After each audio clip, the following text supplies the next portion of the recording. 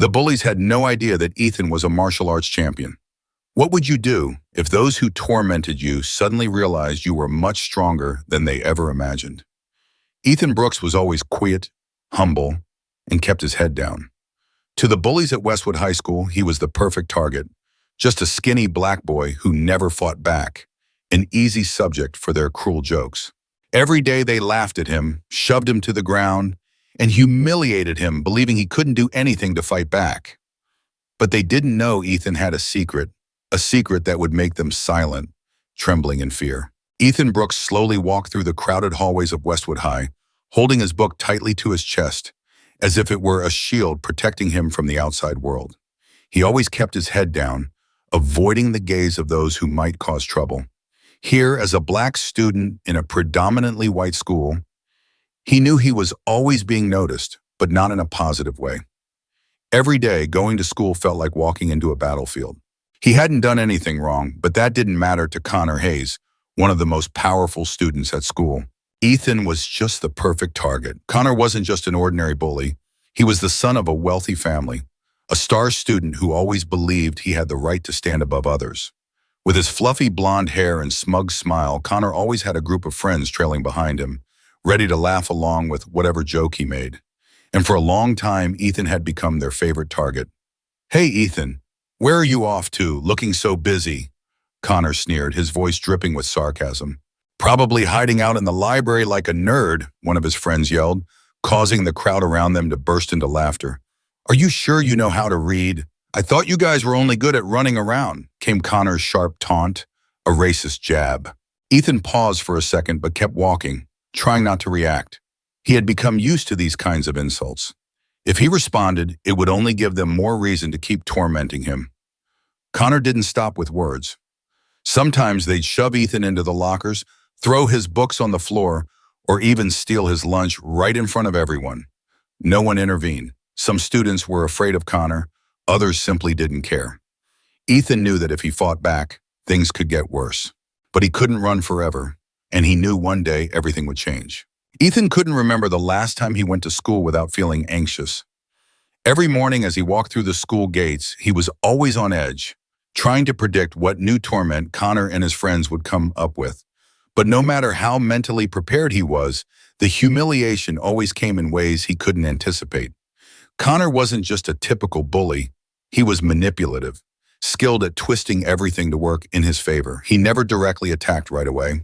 Instead, he created an atmosphere where Ethan was constantly put down, always seen as inferior, and everyone around him silently accepted that. They didn't just push Ethan around or steal his lunch. They wanted him to feel that his existence in this school was a mistake. They wanted him to feel isolated, to believe that no one was on his side, that he was alone and powerless against them. Ethan clearly remembered a time in the library when he was sitting quietly, reading, trying to forget the mocking stares.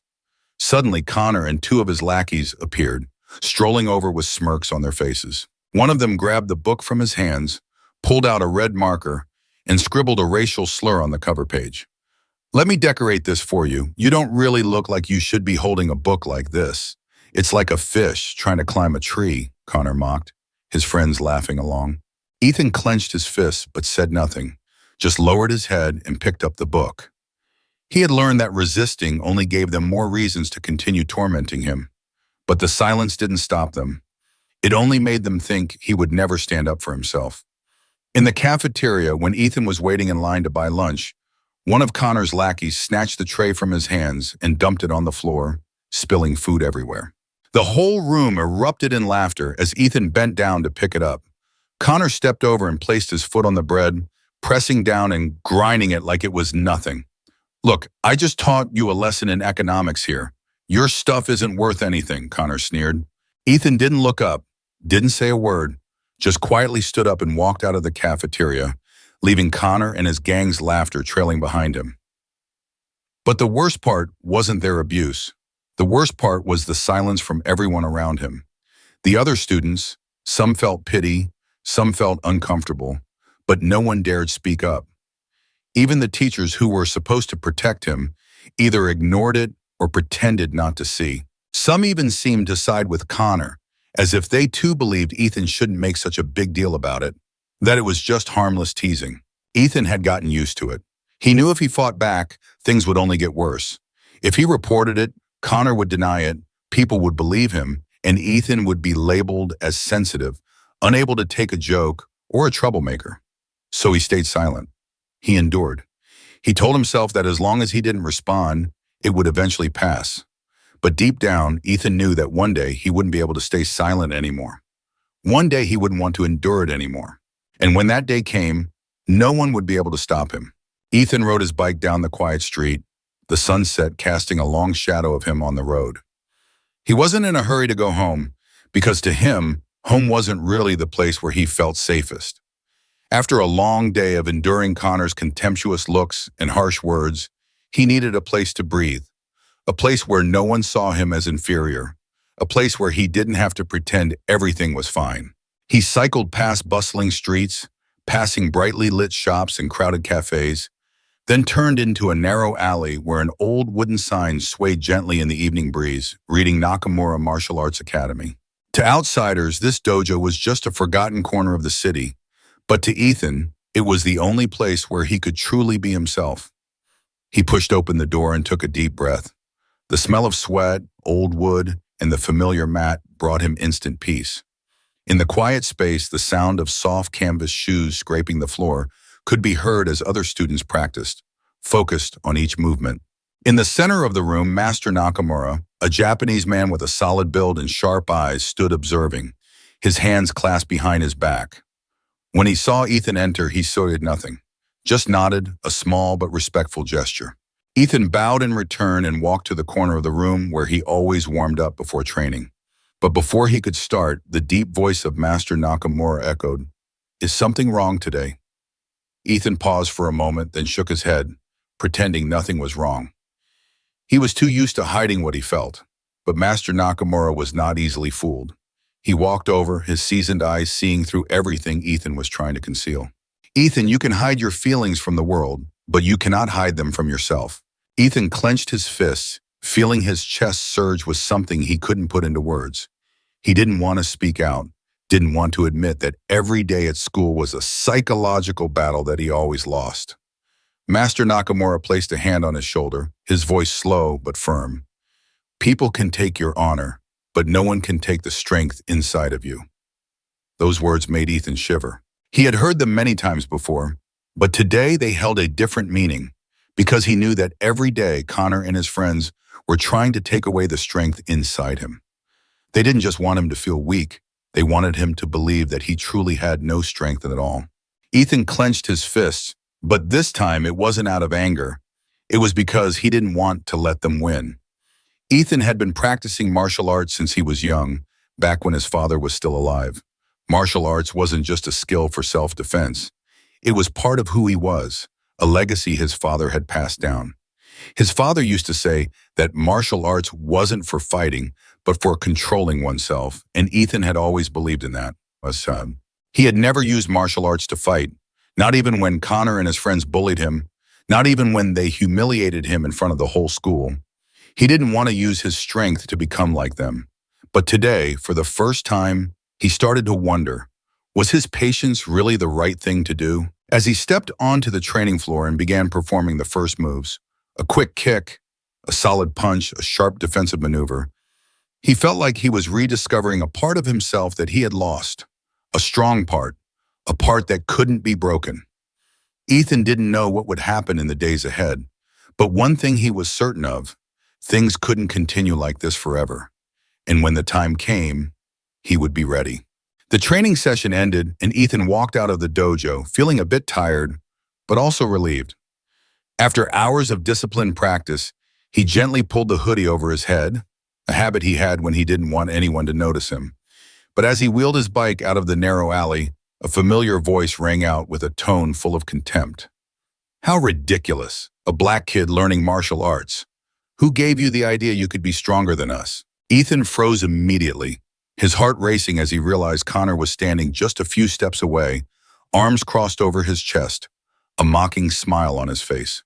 Behind him, his loyal followers, Jake and Tyler, chimed in, their eyes lighting up as if they'd just discovered a secret they could use to torment him further.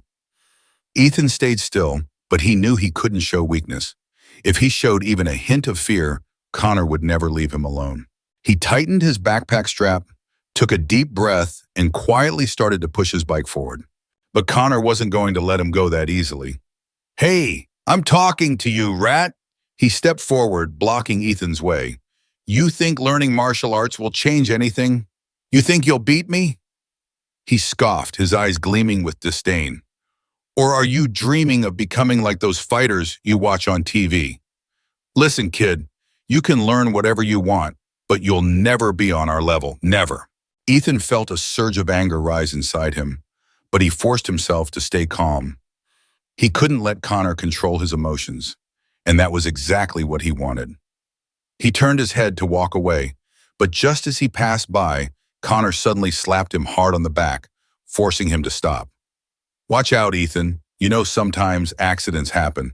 Someone might accidentally ruin your dojo." "Who knows?" he whispered, his voice smooth but laced with a hidden threat. Ethan stood still, his body tense. He wasn't just mocking him anymore. He was targeting his dojo, the one place where Ethan truly felt safe. Ethan knew that Connor and his group weren't just making empty threats. If they really wanted to cause trouble, they could make things much worse.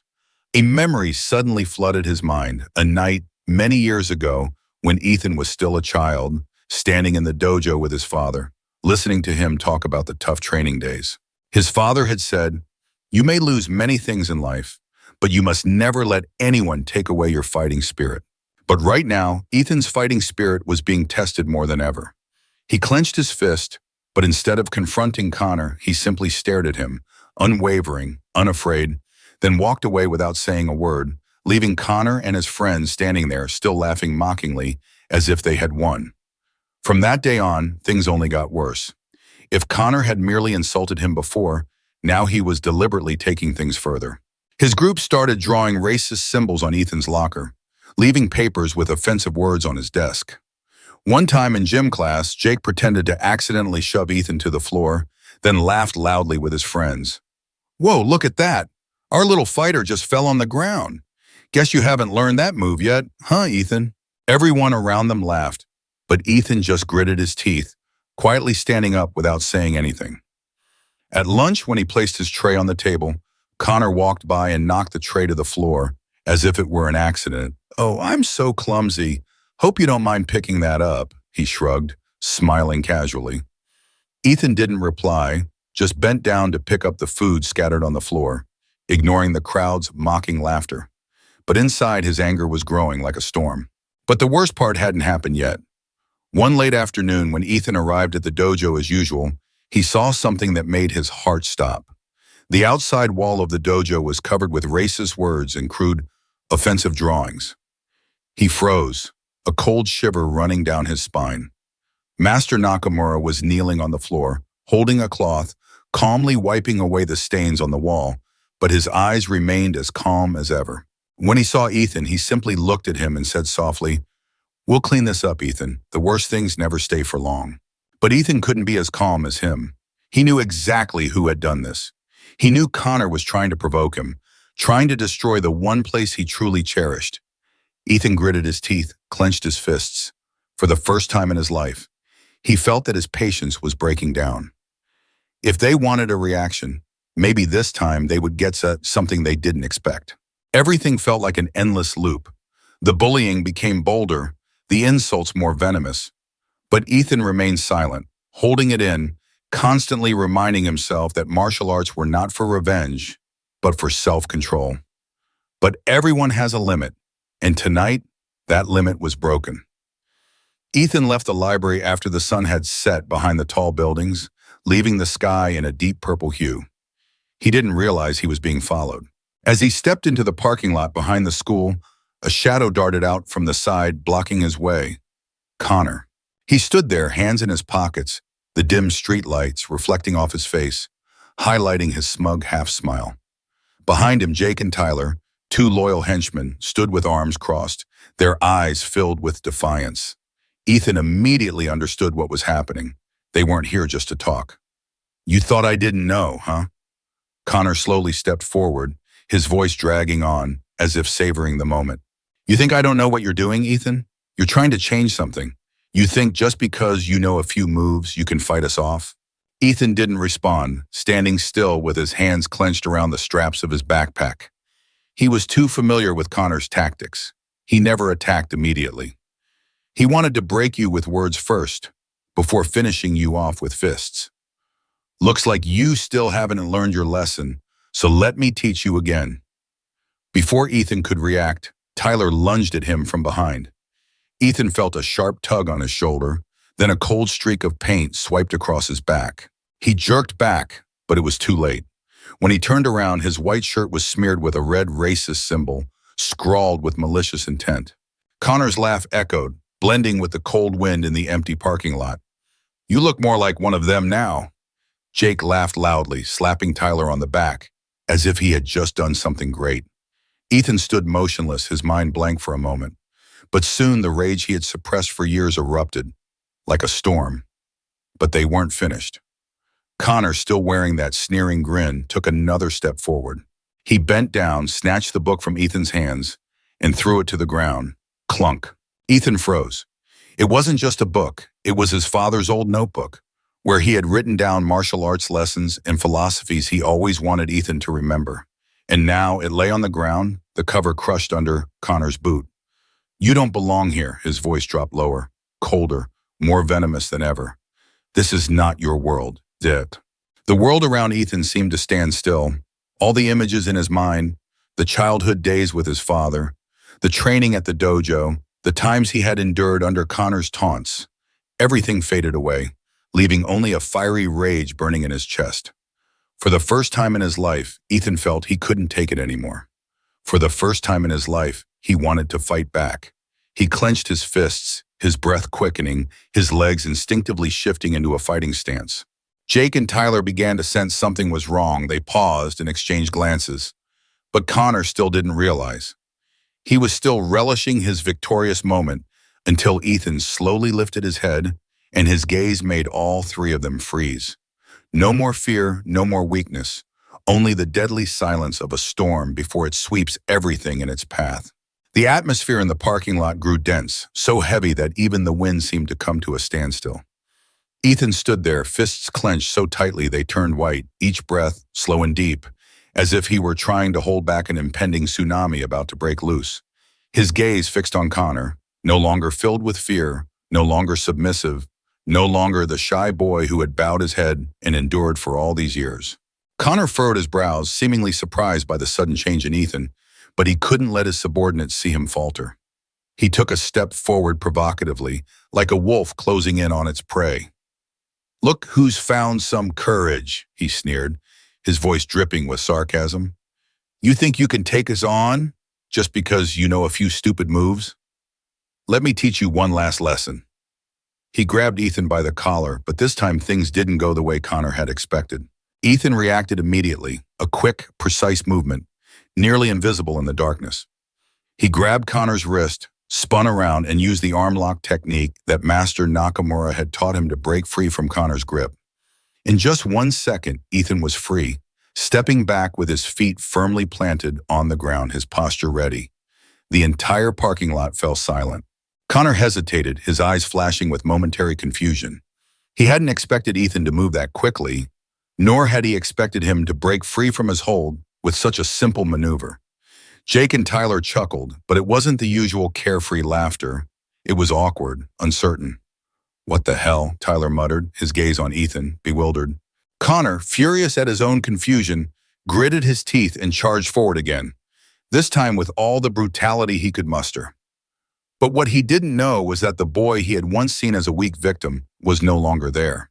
Ethan no longer avoided, no longer ran away. As Connor lunged, Ethan shifted his foot slightly to the side, turning in the direction of Connor's movement, using his opponent's own force to unbalance him. Thud. Connor stumbled, losing his footing, almost falling flat on his face. Ethan hadn't thrown a single punch. He had simply used defensive techniques, but it was enough to silence Connor's group. Jake and Tyler began to realize that this was no longer just a game. Ethan stood there, calm, his stance solid, like a true fighter. Connor was fuming. He had never been so humiliated in front of his followers. "You think you're so tough?" he growled, his eyes flashing with hatred. This time he didn't charge recklessly.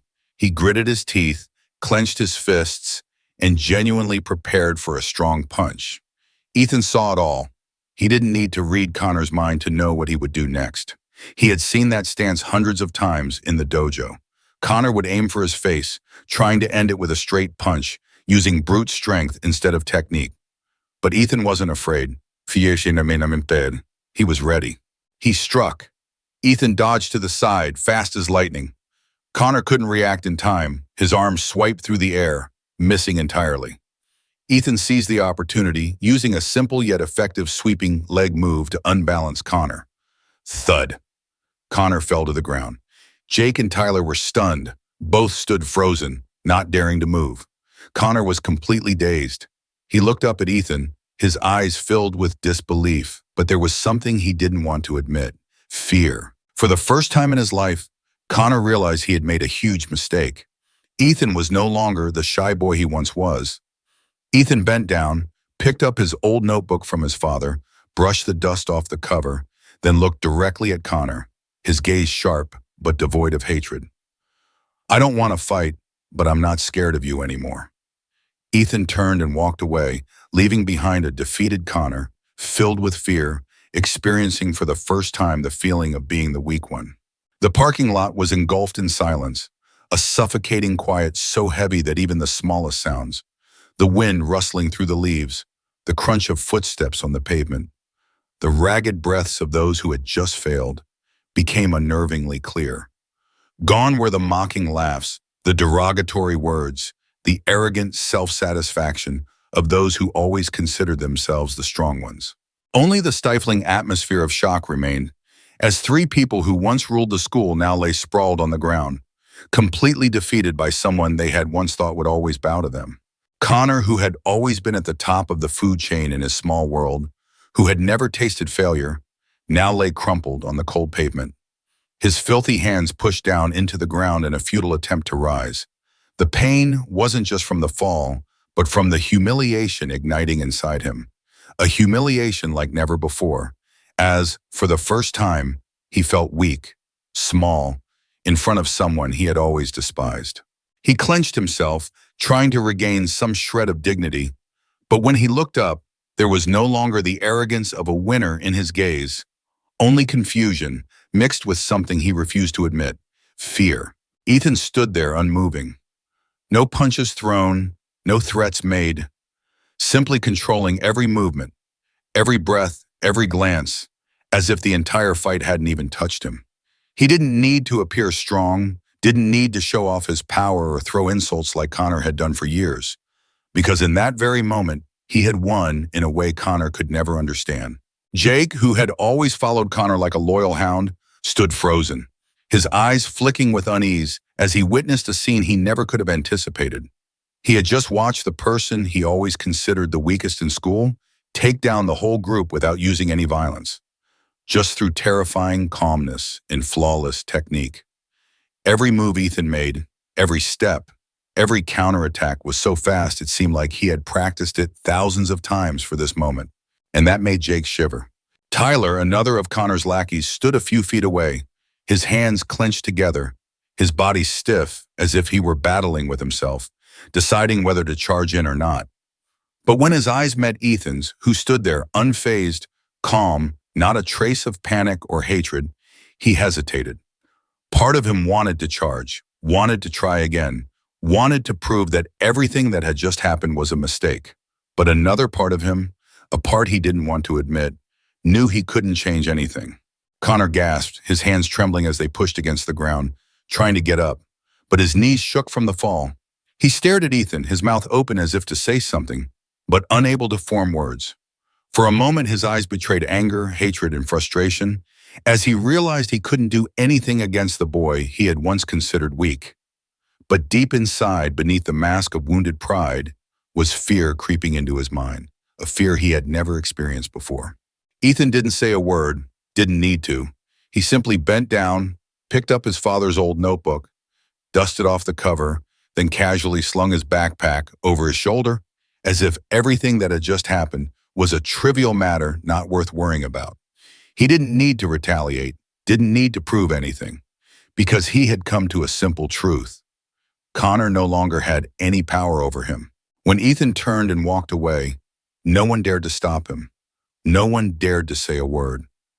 Even Connor, his pride shattered, couldn't bring himself to speak. And then he left, leaving behind a heavy silence, one that Connor and his crew had never known.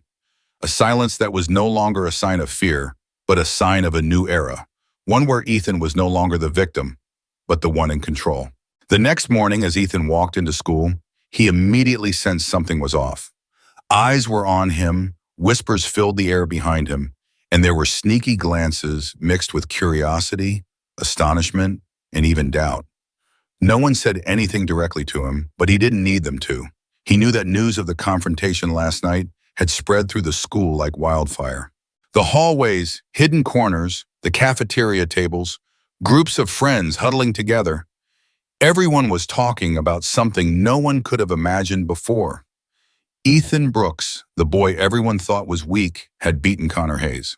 But what made Ethan uncomfortable was how the story was being told. He had known Connor wouldn't take defeat easily, but he never expected him to twist the truth so blatantly. From what he overheard in the whispers around him, the story had been completely distorted. According to Connor's version, Ethan had ambushed him and his friends in the parking lot, attacking them without reason, using dirty tricks to take him down when he wasn't prepared. In his version, Ethan wasn't the one attacked, but the attacker. "I didn't expect him to be so aggressive. I was just walking by, and he came at me like a wild animal," Connor pretended to tell a group of students in the hallway, his voice full of hurt, but also barely concealing his bitterness. "He ambushed us. I didn't even have a chance to react. You know I'm not one for fighting, but he didn't give me a choice. See, my arm still hurts." He raised his arm, though there were no visible wounds, but it made a few people around him nod sympathetically. Connor wasn't just telling a story, he was trying to make himself the victim, to make everyone believe Ethan was the aggressor, a dangerous student, someone who couldn't control his anger. Ethan heard all of this, but he didn't speak. He just walked down the narrow hallways, feeling the eyes following him, sensing how the atmosphere around him had shifted. He could see the hesitation on the faces of other students. Some seemed to support him, but many were still skeptical, because no matter how much they hated Connor, they had never seen Ethan actually stand up for himself before. He had always been the quiet one, the one who endured, the one who never responded. So what if Ethan did attack first? What if everything Connor said was true? And that's exactly what Connor wanted. He couldn't change the fact that he had lost, but he could turn his defeat into a victory in terms of reputation. If he couldn't beat Ethan with his fists, he would beat him with lies, manipulating people's thoughts, sowing doubt in those who didn't fully understand what had really happened. And that made Ethan more anxious than anything else. He wasn't afraid of Connor. He wasn't afraid of the lies, but he feared the silence of those who knew the truth, but didn't dare speak up. The entire day passed with an underlying tension that everyone could feel. When Ethan walked into the cafeteria at lunch, he could clearly hear the murmurs as he passed by. Students who had never paid attention to him before now looked at him with a strange, cautious curiosity. But what troubled Ethan the most wasn't the gossip from strangers. It was the looks from those he thought were friends. Marcus, one of the few black students in the school who Ethan used to chat with occasionally in class, just glanced at him for a moment before turning away, as though he didn't want to be involved. Sophie, a girl who had always been kind to him, seemed like she wanted to approach him, but when she saw others watching, she hesitated and quietly turned away. Ethan couldn't blame them. Everyone had something they wanted to protect. He sat down at an empty table, quietly opening his lunchbox, but he knew no one was really going to leave him alone. On the other side of the cafeteria, Connor was still telling his version of events, pulling more people to his side, continuing to control the narrative in the way he wanted. And then, just as Ethan had predicted, things didn't stop there. At the end of the school day, when he was about to leave, a message from the principal's office popped up on his phone. "Ethan Brooks, please report to the principal's office immediately." Ethan stared at the screen, his palms starting to sweat. He didn't need to guess what was waiting for him. Connor had gone one step further. He didn't just want to manipulate the story in the eyes of the students. He wanted to make it the truth in the eyes of the school. Ethan stood in front of the principal's office, his hands tightly gripping the straps of his backpack, while his mind was blank. He knew exactly what awaited him inside. This wasn't the first time he had to face injustice, but perhaps this was the first time he felt completely alone. He took a deep breath and gently pushed the door open. Inside, the atmosphere was tense, like a trial that had already been decided. Principal Harrison, a middle-aged man with graying hair and metal-rimmed glasses, was sitting behind his desk, his face stern, as if he had already made a decision in his mind. Next to him was the school counselor, Mrs. Sullivan, whom Ethan had once hoped would be fair. But from the look in her eyes, he could tell she had already been swayed by Connor's story before he even had a chance to speak. As for Connor, he sat firmly in the chair across from the principal's desk, one arm crossed over his chest, the other holding a bandage on his arm, as if he had just endured a heavy beating. He played the victim perfectly, his expression full of hurt, as if he were the true victim in this entire story. "I'm very disappointed, Ethan." Principal Harrison's voice was low, his gaze filled with reproach. "I didn't think you were the troublemaker type, but what I've heard is something I can't ignore." Ethan remained silent, knowing that anything he said at this moment could be twisted. He had to wait, to listen to how they would try to paint a false story about him. "He ambushed us in the parking lot, sir," Connor spoke up, his voice trembling slightly, but not from fear. Rather, it was because he was using every bit of fake emotion to make the story sound more believable. "I don't know why Ethan acted like that. Maybe I accidentally made him angry before, but I never thought he would attack me like that. I had no choice but to defend myself, but I couldn't fight back." He paused for a moment, then lowered his head, as if recalling his terrifying moment. "I just hope Ethan understands that violence is never the solution." A long silence followed. Ethan gritted his teeth, feeling the anger rising inside him. Violence is never the solution. It was he who had pushed Ethan to his limits. It was he who had threatened him, stomped on his books, and written racist slurs on his shirt. And now he dared to play the victim. Mrs. Sullivan turned to Ethan, her eyes gentle but clearly filled with doubt. "Ethan, would you like to explain what happened?" Ethan opened his mouth to speak, but just then the principal's office door suddenly swung open. Everyone turned to look. Emily walked in. Emily Carter, one of the white students in the class who had always kept silent about everything, who had never intervened in Connor's bullying, who had never said a word when Ethan was humiliated in the schoolyard. But today, she spoke up. She stood tall, her gaze steady, as she looked directly at the principal without hesitation, without fear. "I'm sorry for interrupting, but I need to say this." Her voice was calm but firm. "I saw everything." The room suddenly became as silent as a tomb. Principal Harrison frowned, clasping his hands together. "Everything? What do you mean?" Emily took a deep breath and then turned to look directly at Connor without fear. "I saw everything that happened in the parking lot last night. It was Connor and his group who blocked Ethan's path. They provoked him, pushed him to his limit, and they attacked first." She paused for a moment, then continued, her voice firm. "Ethan was only defending himself. He didn't attack anyone. All he did was protect himself." A wave of shock swept through the room. Connor suddenly turned pale. He spun around, his eyes flashing with panic for a brief moment before he tried to regain his composure. "She's lying. She wasn't there," he snapped. But something in his reaction revealed his panic. Emily didn't back down. "You can check the surveillance cameras in the parking lot." Connor fell silent. All eyes in the room were now on him. Principal Harrison, who had maintained a stern demeanor from the beginning, was now staring at Connor with a thoughtful look. Mrs. Sullivan also looked at him, but this time there was no trust in her eyes like before. A long silence followed. Connor bit his lip, trying to find a way to turn things around, but he knew it was no longer in his control. Finally, Principal Harrison sighed. "Ethan, you can go." Ethan looked up, his eyes full of surprise. "But I said you can go." The principal's voice was still stern, but no longer filled with the accusation it had earlier. Ethan nodded faintly, slinging his backpack over his shoulder and walking out of the room, his heart filled with mixed emotions. He didn't know how to feel, happy that he was finally exonerated, or confused because he never expected anyone to stand up for him. But one thing he was sure of, for the first time in his life, he was no longer alone. When Ethan walked out of the principal's office, he felt the air around him had changed, even if just a little. The oppressive feeling was gone. No longer did he feel as if he were being judged by invisible eyes. For the first time in many years, he walked without feeling like an outcast in his own school. But the biggest change was not in him. It was in Connor. From the moment Emily exposed his lies, Connor lost the invisible power he once held. No more admiring looks from his followers.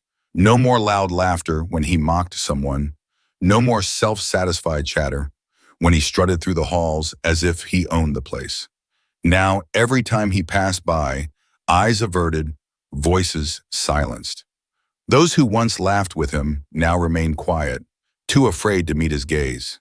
He was no longer the strongest. Jake and Tyler, two who had once been absolutely loyal to him, now began to keep their distance. They no longer sat with him at the cafeteria, no longer surrounded him during breaks, no longer followed his arrogant words as they once did. They said nothing, but their silence spoke volumes. They were scared, not because of Ethan, but because Connor had shown he was not invincible. And when a ruler loses their crown, those who followed will quickly turn away. No one wants to be associated with a failure. Connor, though always exuding confidence, could no longer hide the change in his eyes.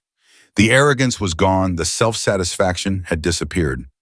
Now he walked through the hallways as if trying to avoid the very looks he once craved. But what stung him the most was not the avoidance of others, but the change happening right before his eyes. The students who once feared him, who had always stayed silent around him, were now starting to hold their heads a little higher, especially the students of color. Ethan wasn't the only one who had been bullied. He wasn't the only one who had been seen as weak, but he was the first to stand up and take back control, and that sparked something in the other students. He noticed it in the way Marcus, who had always been silent in every conversation, now looked at him with unmasked admiration. He saw it in the way Isaiah, the younger boy, who used to be shoved into lockers every week, no longer avoided eye contact. He saw it in the way some other students of color began to gather together, began sharing their stories, and began to feel like they were no longer alone in this school. Then something Ethan had never imagined happened. People started coming to him. At first, it was just distant looks, quiet nods as a sign of respect. But then, one day, while he was getting his books from his locker, Marcus walked up, scratched his head awkwardly, but his eyes were filled with determination. "Hey, Ethan, can I ask you something?" Ethan looked at him and nodded slightly. "Can you teach me how to defend myself?" That question awakened something in Ethan. Not long after, other students started coming to him as well. Those who had been victims of Connor and his gang. Those who had once felt powerless like Ethan had. "I don't want to fight. I just want to know how to make them leave me alone. Do you think I can learn? I've never been strong. I'm tired of running away." Each person had their own story, but they all had one thing in common. They wanted to learn how to defend themselves, to know how not to bow their heads before people like Connor anymore. And Ethan, though he never thought he'd become a leader, began to realize he couldn't turn his back on them. That afternoon, when he entered the dojo, he stood before Master Nakamura, hesitating for a moment before speaking. "Master, if I want to teach others how to defend themselves, would that be wrong?" Master Nakamura didn't respond immediately. He simply observed him quietly, as if considering every thought Ethan had. After a while, he slowly nodded. "A true warrior doesn't just learn to protect themselves, but to protect those around them." "But I don't want to start another fight," Ethan said, his voice filled with concern. Master Nakamura smiled, a gentle but profound smile. "Then teach them how to fight without fighting." Ethan wasn't sure he could do it, but he knew he had to try, because if he could help someone escape the fear he had once felt, then everything he had endured would not have been in vain. In the days that followed, the changes at school occurred in ways that no one, including Ethan, could have predicted. The students who once feared Connor began to find their confidence.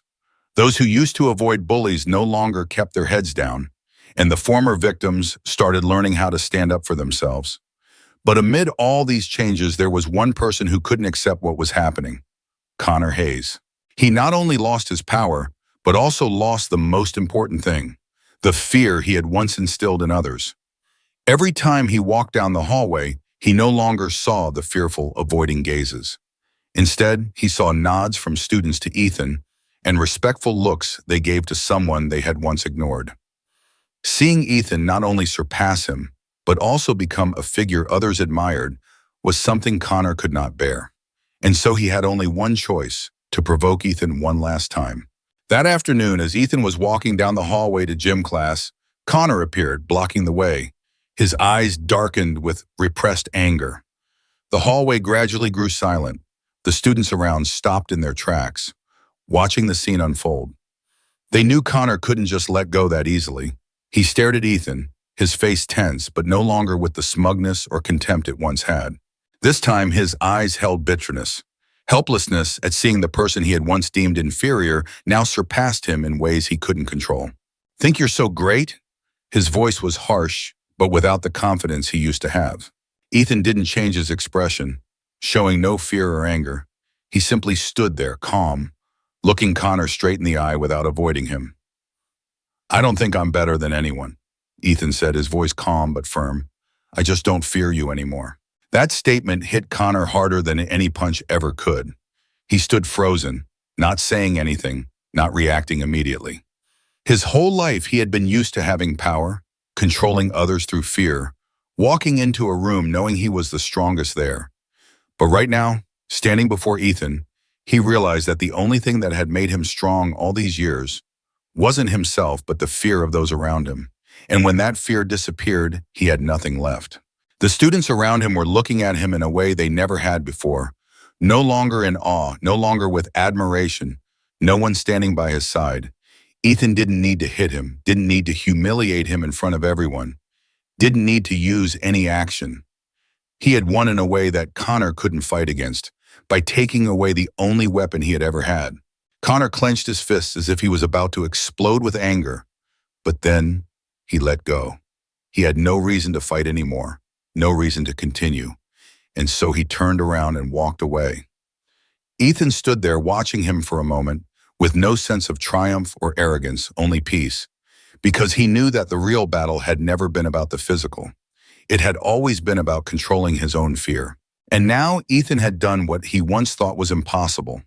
He had regained control of his own life. Ethan walked into the dojo on a late afternoon, the weak sunlight streaming through the window, casting faint streaks of light across the old tatami mat. The air in the dojo always gave him a sense of calm, a peace that no other place could offer. But today he felt a heavy weight in his chest, something he couldn't easily shake off, even though he had won in a way he had never imagined. In the middle of the training floor, Master Nakamura was carefully rewrapping a roll of hand tape, his movements slow and focused. Upon sensing Ethan's presence, he didn't immediately turn around but gently spoke, as though he had already sensed Ethan's mood before he entered. "Is something wrong?" His voice was calm, not rushed, but not distant either. Ethan slowly sat down. His backpack walked up to the master and bowed as usual, but this time, instead of starting to practice, he stood still, his hands interlaced, eyes cast downward.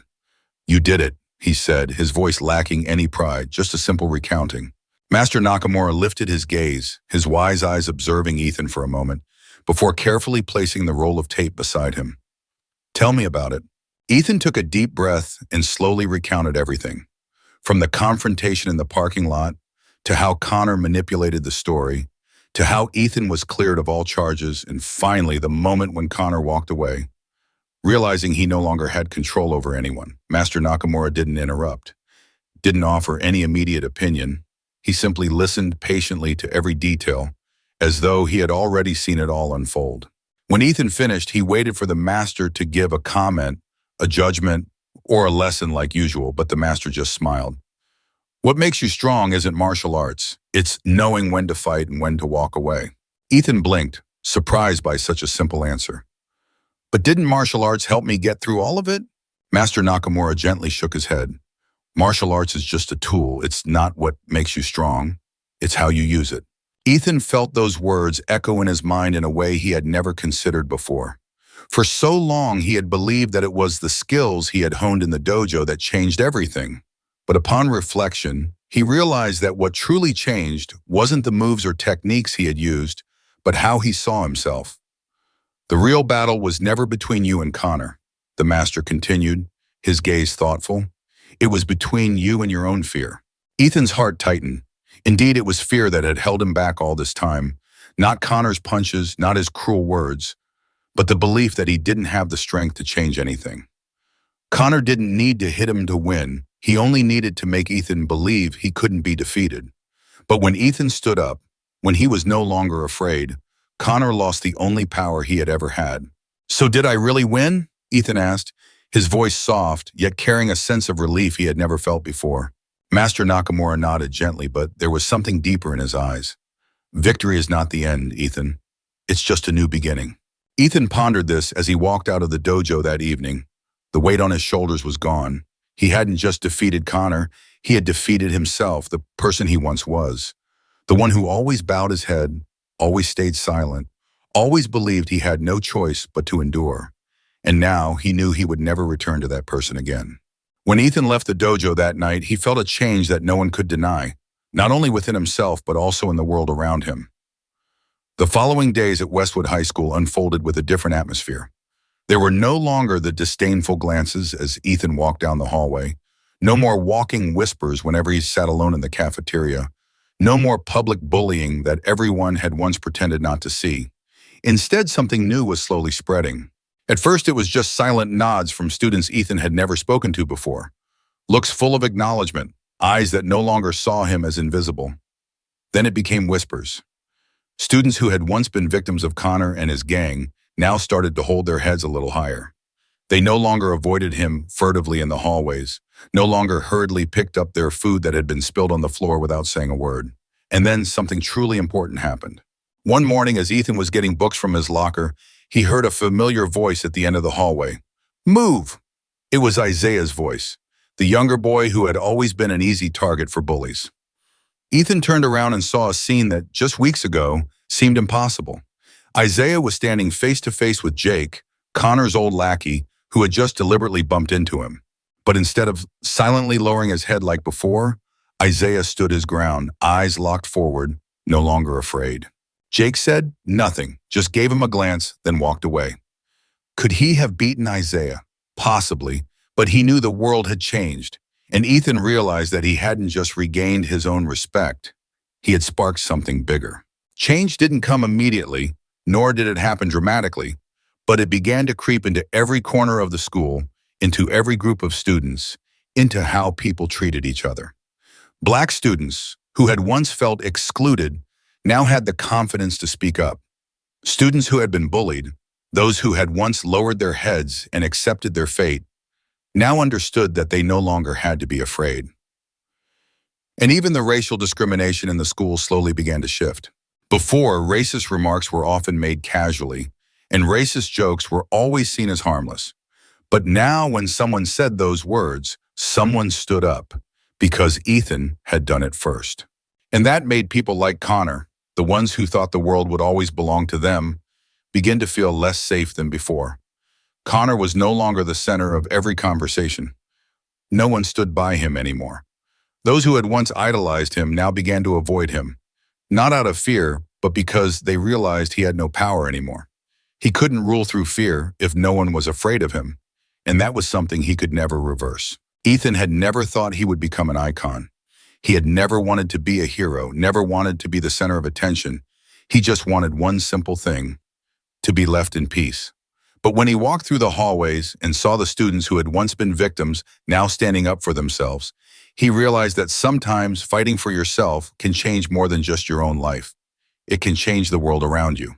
And though he never sought fame or recognition, people began to see him differently. They no longer saw a shy, timid boy who always lowered his head and endured. They saw a warrior. That evening, Ethan left the dojo after a long training session. The tension in his heart was gone. The weight of pressure lifted, leaving only a gentle peace he had never experienced before. He stepped outside, standing in front of the dojo, taking a deep breath to let the cool evening air fill his chest. The night sky stretched above him, stars sparkling in the silent void, as if listening to his thoughts. Ethan looked up, his eyes shining with reflection. A light breeze passed by, carrying memories. Those days when he was bullied, the times he silently endured, the moments when he thought there was no way out. But then he changed. He didn't defeat Connor with his fists, didn't take him down with aggression or revenge. He won with his own steadiness, by refusing to be afraid, refusing to be controlled by the terror Connor had used to dominate him for years. And in that way, he changed everything. Ethan clasped his hands together in front of his chest, as if honoring what he had overcome, the journey he had walked, the person he had become. He whispered softly, his voice blending with the wind, "Father, I've learned to fight, not with my fists, but with my heart." He didn't expect an answer, but there was something in the stillness of the air that made him feel as though his father was listening. He knew that no matter how the world might change, no matter what challenges he would face in the future, he would never go back to the person he once was. He would keep moving forward, not to prove himself, but because he knew that true strength didn't come from beating someone. It came from controlling himself. Ethan's story ended, but the message he left would never fade. Courage isn't the absence of fear, but the ability to fear and still move forward. True strength isn't in muscles or technique, but in the heart and resolve of a person. And in a world where people like Connor always exist, where injustice can appear in many forms, one thing remains true. Those who dare to stand up not only change themselves, but also change the people around them. Ethan learned an important lesson. The real strength doesn't lie in fists, but in how we control ourselves, how we face our fears, and how we don't let them define who we are. He didn't just stand up for himself, but also inspired others to do the same. Sometimes a courageous act can create a wave of change that we never expected. What about you? Have you ever faced injustice, been underestimated, or felt like you didn't have the power to change something? What did you do to overcome it? Share your story in the comments below, because who knows, your story might inspire someone, just like Ethan. Try stepping out of your comfort zone today, even just a small action, and see where it takes you. Do you have a story to share? Leave a comment, because who knows, you might be the next one to inspire someone. Thank you for listening to this story. Keep believing in yourself because you're stronger than you think. If you found this story meaningful, please like, share this video, and subscribe to the channel so you don't miss the next stories. Thank you for watching, and always remember the true strength comes from within you.